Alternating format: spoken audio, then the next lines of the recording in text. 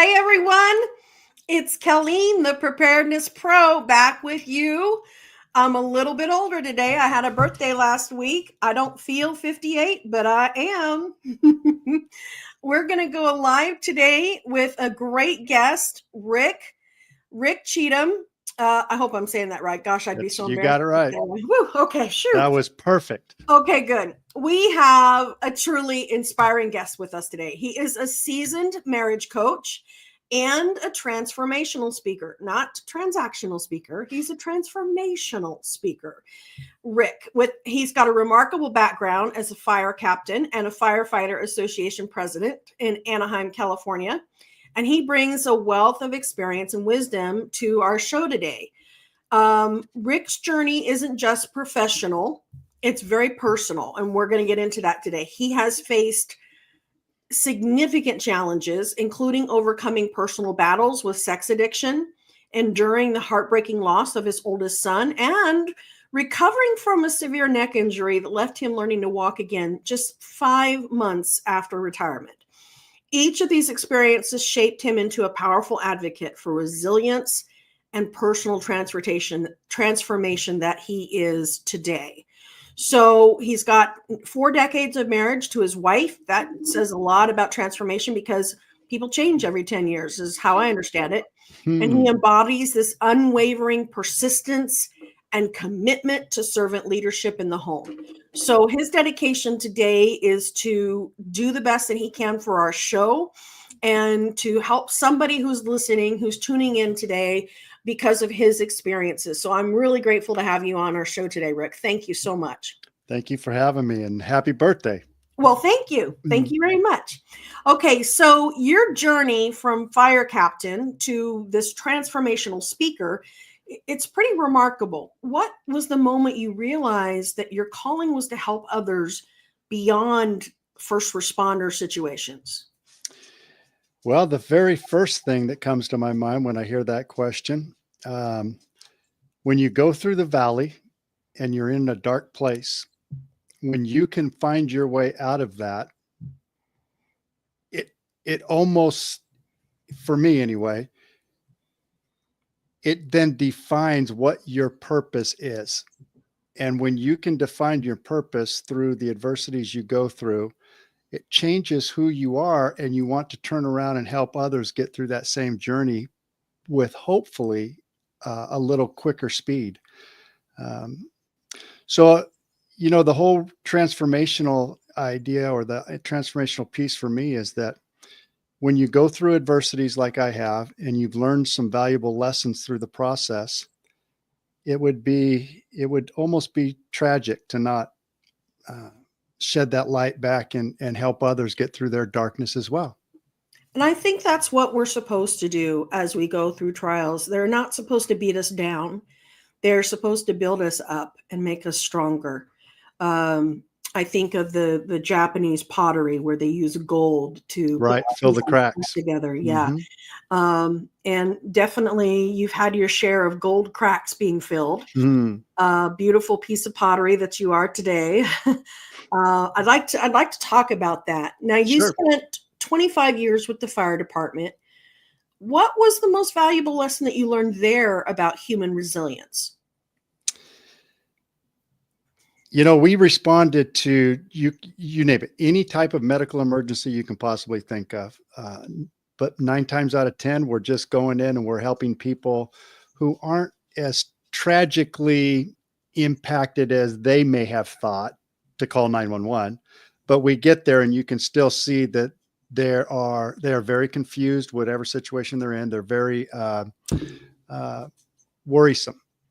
And what I've learned through all that is this world has a way of producing a lot of fear.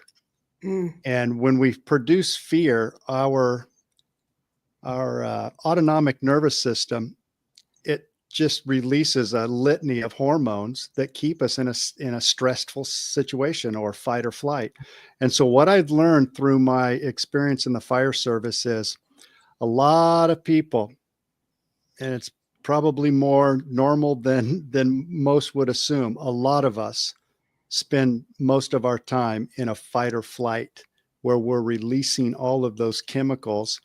And when you have that chemical dump, it's just so difficult to navigate through life because you're always on the lookout. You're in a fearful state, you're in a flight or running state, or you're just in a hiding state. And those are the three things that we get when our autonomic nervous system kicks in. And so if you follow through life constantly in that state of being, you're going to show up differently in the world. And a lot of times when you show up as a victim. So that's probably the biggest thing I learned is there's a lot of people out there that are suffering through a victim mindset because things are happening to them. And the way they interpret that causes their fight or flight nervous system to respond. And as a result, it puts them in what I would call the diseased situation rather than an eased situation. That's what I love so much about people who believe in preparedness and self-reliance is they are the antithesis of victims. They are refusing to be a victim, come what may. They're planning not just to help themselves, but most preppers that I know are planning to help other people. They have love and concern for other people. They desire to share that self-reliance message and that lack of fear with other people. And I think you hit the nail on the head there. There's many first responders that develop a unique perspective on life and death. So how did your work as a fire captain shape your view before your personal tragedies hit? Well, having experienced loss from somebody else's perspective over and over and over and over again, I cannot tell you, I don't even know how many times I've responded on somebody's death. And whether the family was present or not, it really doesn't matter. But when you see death as often as you do when you're in, a first responder or you're in the military or something like that, you have to desensitize yourself to it.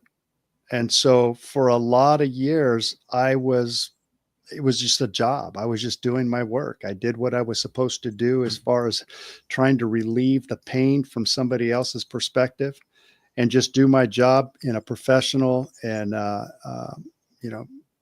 advantageous way so that people could get through their trauma until it hit me. Then when it hit me, I reflected back to many of those calls that I had been on where parents had lost their children for whatever reason, and my empathy started to come back. So the biggest thing for me was when my son was murdered, it really put me back into an emotional state where I could have empathy again for people who suffer the same kinds of tragedy rather than to push it down, bury it, and become hardened to it so that you can just manufacture your job at a way that works. And so consequently, a lot of first responders, we push that emotion down and we never deal with it. And then all of a sudden we get hit with something and now we're forced to deal with it. Yeah. And it wasn't just, a car accident or, misuse of medication or anything of that nature. It was an actual murder, which makes that victim mindset justifiably so, but still it really heightens that victim mindset. How did you work through that? That's a great question. Well, for the longest time, I felt justified to hold on to that resentment. I felt like anybody who knew my story would go, hey, what's the problem? Of course you hate this guy. Of course you want to kill him. Of course you hope he spends the rest of his life in prison. Of course, if he ever gets out, I was justified. And when you're justified to hang on to resentment, what you start to feel are the emotional baggage that comes along with resentment. So you start to feel a lot of the negative energy that comes with resentment, energy like anger, bitterness, hostility, wrath, just a litany of just negative emotions that just start pulling you down and keeping you stuck. Um, where I realized that my emotions had gotten out of hand was I had an event where my daughter was being faced with a next door neighbor at an apartment complex that was stalking her. And she lived 1,500 miles from me at the time. And my wife and I and our whole family actually went over and we started to help her unpack and get all of her stuff together at this apartment. Well, this guy came out while we were there and confronted my wife. That turned into a full-blown event. And I found out about it, come running up the stairs and confronted the guy. And my anger had developed to the degree that it didn't matter who was in front of me. It was an opportunity to voice and express that anger, if you know what I mean. Mm-hmm. And so I confronted him. And in my mind, I was ready to tear his head off. I was fearful of what he was doing to my baby girl. I was fearful of losing another child. Mm-hmm. And so I went after the guy, and he pulled a 9mm on me and pointed it at my head. And I challenged him. I said, pull the trigger, go for it. I said, you ain't got it. I can see it in your eyes. You're a coward.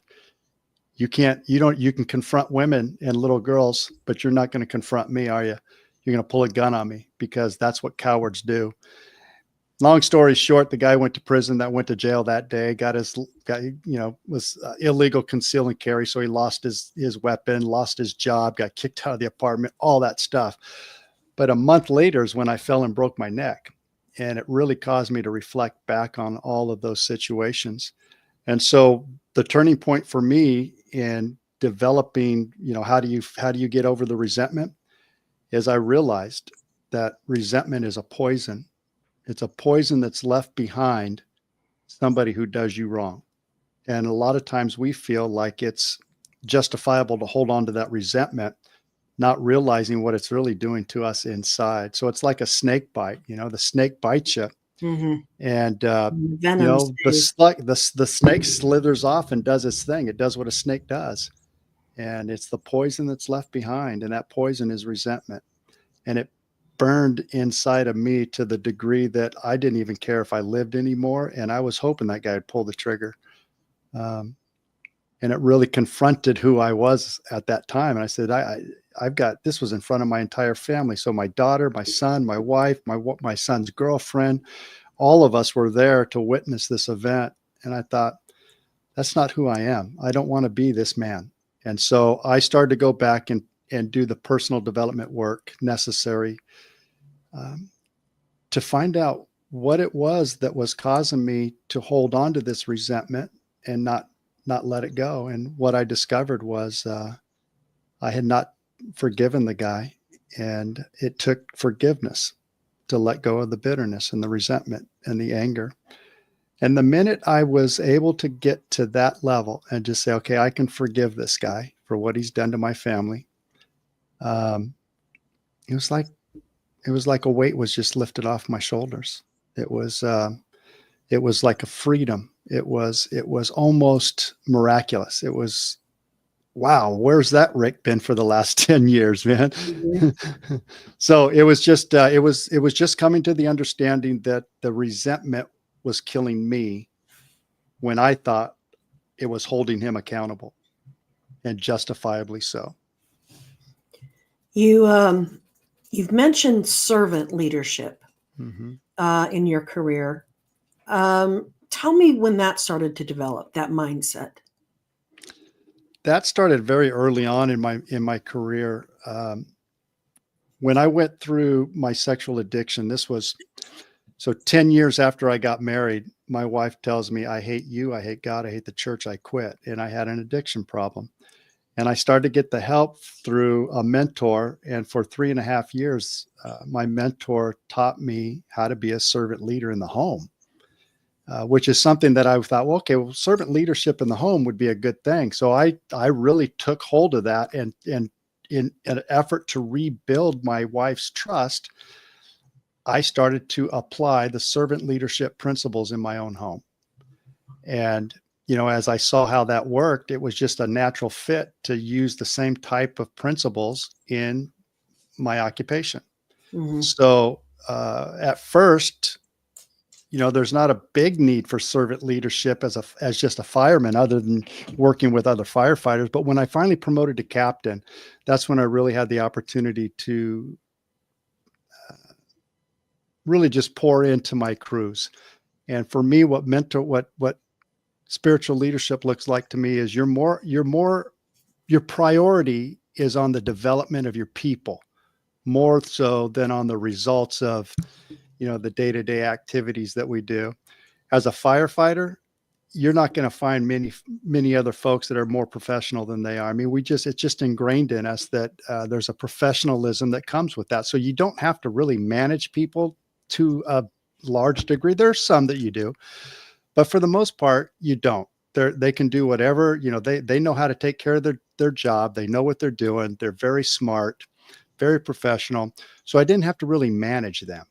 So rather than managing, which I didn't have to, I decided I wanted to build them up. So I just started my career building up my firemen to become the men that they were supposed to be at home and also on the job. So it was just kind of a natural fit once I went through the development of overcoming my sexual addiction 30 years ago. Mm. Yeah, that's definitely a tough one. Pornography is so pernicious and invasive. Very prevalent today. Yeah. Very prevalent. Yeah, it's definitely prevalent. The statistics are astounding as to what percentage of men are addicted to pornography. What And do you know what those statistics are by chance? my understanding was that it could, in some age brackets, it could be as high as 86%. Okay. I was thinking 75 to 80% myself, but I hadn't looked at. The last time I looked at statistics like that was actually when I was in school to become a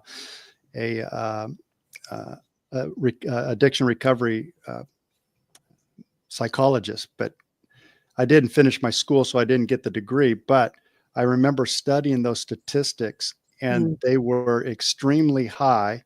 But the one that really caught my attention back then was 25% of all pastors struggle with pornography. And Mm. I would tend to believe that that's higher today. Wow. Yeah, that is so pernicious. It's it is. It's so pernicious. And people treat it like it's almost normal. Yeah, I think that's why it is so pervasive, is because it's being normalized. Um, Mm, in our theater, our entertainment. Um, they call some television shows for mature audiences, as if you're somewhat immature if you can't tolerate some of the muck right. that they wade through. Right. Yeah, there's definitely a normalcy bias with that. So in terms of you've had to rebuild your identity essentially twice. First after losing your son, and then after your injury, which left you paralyzed from the chest down. Mm-hmm. I mean, talk about resilience, but which was more challenging? What surprised you about the process of those two identity rebuilds? Uh, the most challenging was my broken neck. And the reason that was the most challenging is because I lost all my body function. I had to learn how to walk again. I had to learn how to feed myself and care for myself. I had to learn how to eat again. I had to learn from scratch everything. And it was time consuming, and it was painful, and it was discouraging at times. We all go through discouraging moments in our lives. Mm. And it's in those discouraging moments that we're faced with a choice. And that choice is, do I remain victimized by this, or do I rebound and become victorious over this? And so in the present moment of every day, in the present moment, we have a choice. And in that choice, we get to make that decision, and that decision will impact our lives for the rest of our lives. And I just did not want to see myself confined to, a wheelchair for the rest of my life. So when my therapist asked me what I wanted to accomplish, I said, I want to walk out of the hospital.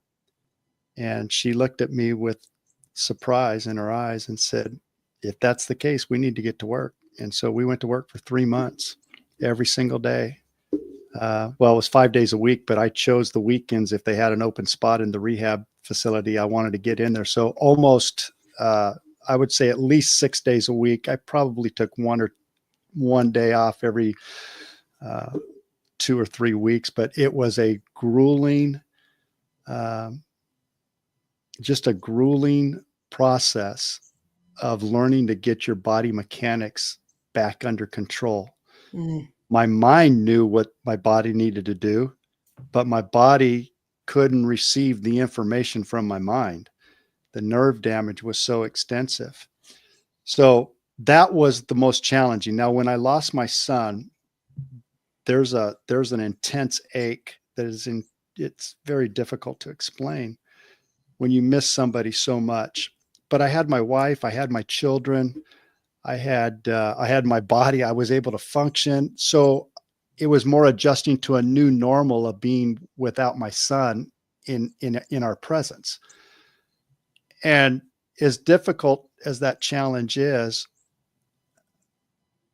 when you have a community, family, and the love and the support, it makes navigating that grief much more simple. It's not easy, but it's much more simple. It's just a lot of love, a lot of awareness around what you're struggling with. And so people were always around me, and they were always asking me and saying, "Hey, how can I help you?" Well, when I fell and I broke my neck,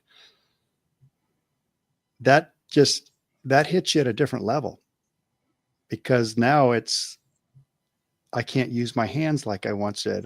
There's no way I could ever be a fireman, that's for sure. Mm-hmm.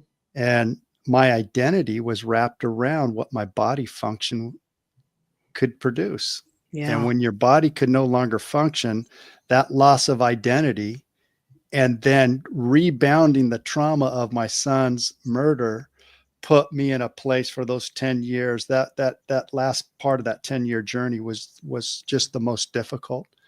And then I met a man by the name of Nick Santanastasso, and he was at a public event where it was at a real estate investment event. And Nick did I think he called it emotional awareness exercise. And it went something like this: when you go throughout your day, what do you think about most? What do you think about yourself? And then you start to feel, okay, well, I know what I was thinking. At that point, I was thinking that I was useless. I was useless as a man. I can't use anything. My body doesn't work. So he asked, okay, do you feel like that once a year, once a month, once a week, once a day, every day, all the time? And mine was every day, all the time. I felt useless. And he asked if there was anybody interested that would like to come and talk and walk through that. And I raised my hand all the way from the back row, and lo and behold, Nick picked me. So here I was, hobbling up there to the front stage to have this conversation with Nick. And I explained to him why I felt useless, gave him the whole story. And he said, "Can I ask you a question?" He says, "Do you think I'm useless?" And I said, "Absolutely not." He goes, "I was just curious, because you put a lot of validity on your usefulness based off of how your body functions." Now, here's the thing about Nick. Nick had no legs and one arm, and he was born that way. And yet he's as useful as you can imagine. Transformational speaker.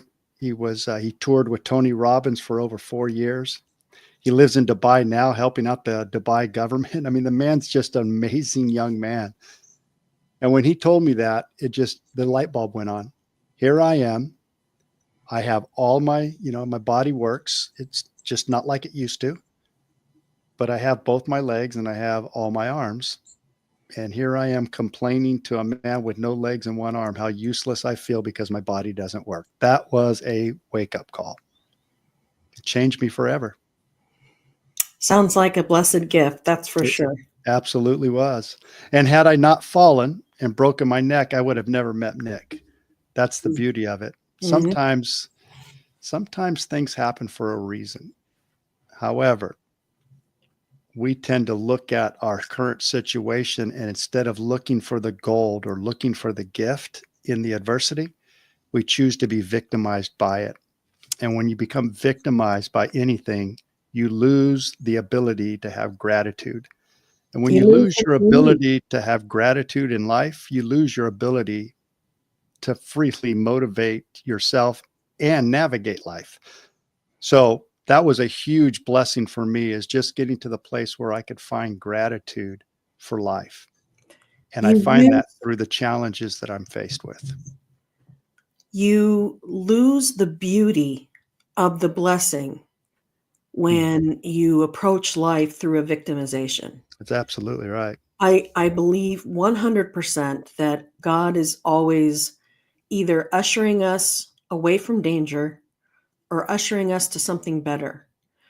And if we play the victim card, then we lose the beauty of that miracle. It would have Exactly just been, right. it would have been so easy for the house of Israel to be standing by that Red Sea and just to give up hope. And just to say, well, look, the Lord's abandoned us. You know, we're victims.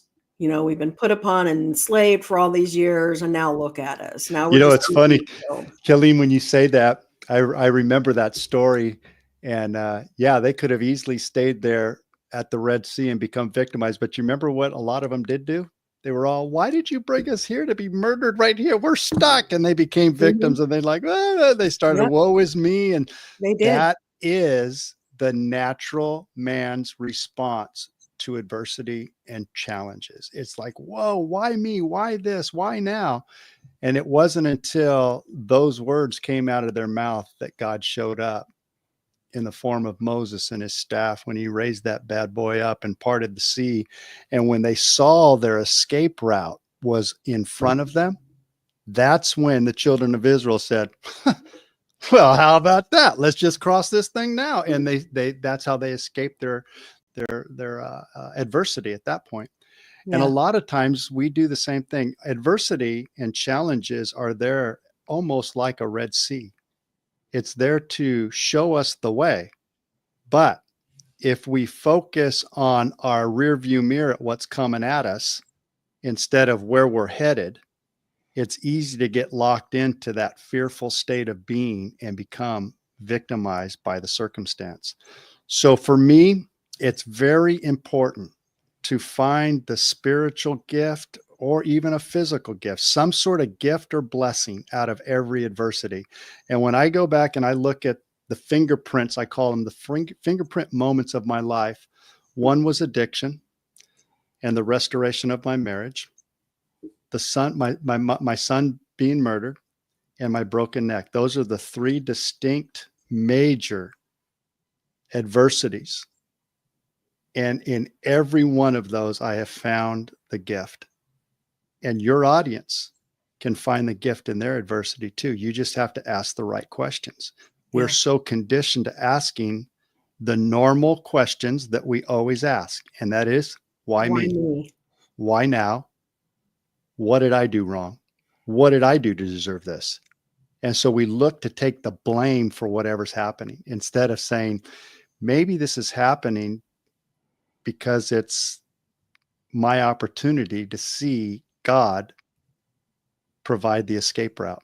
Maybe this is my opportunity to find the gift. Now, I will say, finding the gift in a son's murder is a challenge. That's a tall order. It's a huge hurdle. And it was my father who helped me find that gift. And what a blessing that was. And my family had come from a lot of addiction. My father is a recovering alcoholic now with 28 years sober. And he was a pastor, preacher. So I grew up as a preacher's kid. So their spirituality has always been very prevalent in our home. But unfortunately, my dad was an alcoholic. And so there was some tension. And I didn't know about it, but it was enough tension to where my mom and dad divorced after 34 years of marriage. And after that divorce, it pulled me back in a way of saying, well, shoot, man, if my dad didn't make his marriage work and he was a pastor, preacher, I'm going to have to put a whole lot more work into my marriage because I was emulating him. I was looking to him as my example. And if he crashed and burned, then I need to reevaluate how I'm doing my marriage. And that was all part of that understanding, that growing through the addiction cycle of myself and then rebuilding the trust with her. But my dad said, our family's been torn apart. And he took a lot of responsibility for that. And he said, what if Michael's death was his gift to you? And I thought, well, how would his death be a gift? And I thought, well, maybe it's because, it taught me how to forgive, which was a huge gift. How do you forgive the unforgivable? Father, forgive them, for they know not what they do. It's easy to say, but how do you forgive the unforgivable? I thought maybe that was my gift. But when my dad said it that way, I asked him, what do you think the gift was? And he said, son, our family was torn apart, and Michael's death brought us together in a way that we've never been more close. Mm. And he said, what if Michael's death was a gift so that our family could reunite and heal all of our brokenness and all of our hurt and all the traumas from generations gone by? And it caused me to really reflect on that. And I think today, my bigger gift with that was the fact that it brought our family closer together instead of tearing us apart. Most families disintegrate after a death. Yeah. And ours just beautifully came together in a synergistic way that we become this. It's like I don't know how to say, it's just like a precious bouquet. It's unbelievable how close our family has gotten together as a result of Mike's death. Now, on the other side, the forgiveness piece of that, when you have to go to your wife after you've betrayed her the way that I had, pornography, I wish it was just pornography, but it was adultery. It was prostitution. It got so far out of hand. It took 10 years to earn her trust back. Mm. But she forgave me. She offered me unconditional love. And I think that was the first time I ever felt unconditionally loved. But I felt so guilty and so shameful that I even needed to be forgiven for something like that. But she forgave the unforgivable. And so here I was, 20 some odd years later, walking through the same process of forgiving the unforgivable in the sense of a man who murdered my son. And so if my wife could forgive me for the unforgivable acts I had committed against her, somebody who's very close to me, I just felt that I needed to learn how to forgive somebody who I didn't even know, but had done such a horrific thing to our family. He just didn't know what he was doing. He didn't know the consequences. Maybe he knew the consequences, just didn't think he was going to get caught. But for whatever reason, the man made a decision to take another man's life, and it affected an entire family. And if I could do that with him, then that means that forgiveness is a choice. No matter how bad the event was against you. I imagine that when Jesus was hanging on that cross and his own countrymen had put him to death, his own countrymen were calling for his death, at least. His own countrymen lied about his association with the people that they said were non-religious. So they lied about him. They put him through a mock trial. They convicted him. They beat him.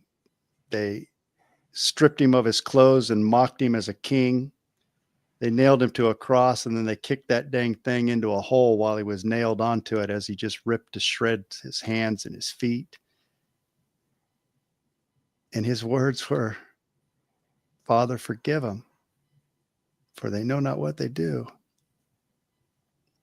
Puts a whole new look on my life when I'm looking at the man who murdered my son and say, can I really forgive him? So that was a 10-year journey for me of learning how to forgive the man who was unforgivable, just like me. So put it all together in one big little basket of a little bow here. If I'm going to hold on to that resentment and not forgive another man for what he's done to me, then I've got a beam in my eye. And that beam is going to beat people up if I don't get rid of it. So the journey of forgiveness is one of learning how to remove the beam that keeps us in bondage to the fear, the anger, the resentment, the negative energy that just circles around us day in and day out until we can finally find the answer. When you forgive somebody of their wrongdoing, you set yourself free, not them. Yeah. Let's switch gears here. Let's talk about emotional intelligence, because you've mentioned the importance of emotional intelligence in crises. Mm-hmm. Can you share how developing this skill has helped you personally? Well, developing emotional intelligence is just learning how to control your emotion. The events don't control them, you control them. So emotion is like a dial. You've got a hot and a cold, and you can dial up the degrees either way. You can go cold or negative, or you can go hot or positive. So your emotions can go down that scale of polarity: hot, cold, negative, positive. What normally happens is some event happens outside of ourselves, and we look at that event and then we say, that's happening to us. And we become victimized by it. And then the emotions rise from within. So we always think that something outside of us is causing our emotions to rise up, when in reality, what's happening on the outside is nothing more than a triggering mechanism for something that's inside, an internal trauma that has been developed from inside of you. And that trigger is the opportunity to find and heal that trauma. So emotional intelligence for me is learning how to control your emotions by looking at what triggers you to find the healing so that you can start the process of forgiving. And usually that's someone like myself. I got to forgive myself first. So emotional intelligence is just the ability to control your circumstances so that they don't affect you internally. And if they do, you look at that and say, okay, that's my responsibility to look at. I'm not going to blame them for bringing it up. That's my responsibility. So emotional intelligence for me looks like this. Number one, absolute responsibility for the way that I interpret my situation. I have to take 100% responsibility for the way that I interpret the way life is happening, how I perceive life to be. Once I can do that, then I can go inside and with intention, I can develop the skill set to take every present moment and with that choice, be very intentional about its outcome.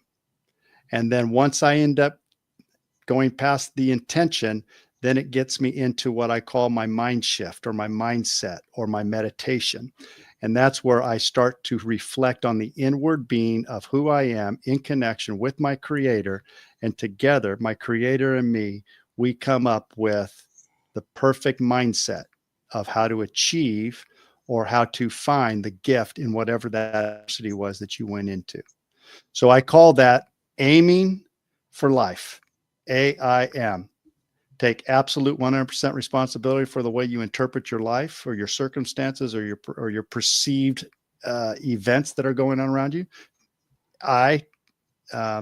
Be intentional about your choices and the outcomes that you're developing and the awareness of what's going on inside. And 3, you start to mind shift and mindset by meaningful meditation, by focusing on the things that are good, pure, noble, self-righteous. I think that's what the Apostle Paul said in Philippians, whatever you do, meditate on these things. Meditate on what's good. Meditate on what's pure, what's noble, what's of good rapport.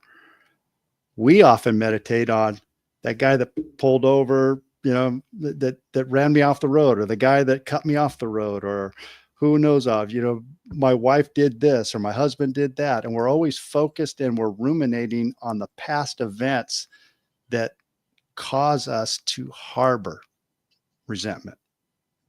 So for me, it's just the awareness of being able to take the aim in life and develop that emotional intelligence, and it starts from within.